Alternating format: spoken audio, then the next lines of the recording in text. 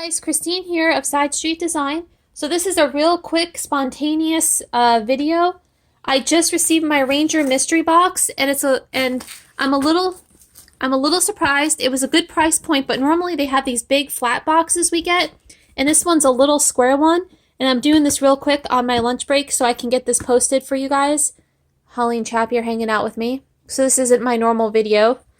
But let's see what we got from Ranger. I'm hoping there's still some good goodies in here. I'm going to stand up so that you guys can see as I open this what we got. Let's see here.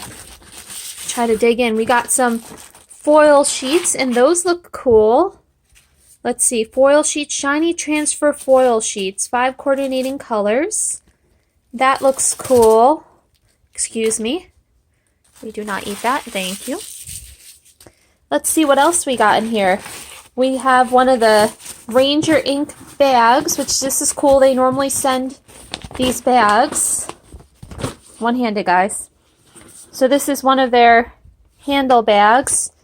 And then it looks like this box just has a lot of stickles and inks in it. So no stamps or stencils this time. But we have some gold stickles. Let's see. This is, ooh, Dina Wakley mica spray. That's exciting. I didn't know she had that. More stickles. And more stickles. And purple. And a blue. You can't get in here yet, Chappie. This looks like the orange glitter dust they gave out last year, but this one's mustard seeds, so that's a nicer color. Let's see what else we got. We got some more glitter, I think, down in here. We've got some black soot. And Chappie's eating the bag. Why? Stop.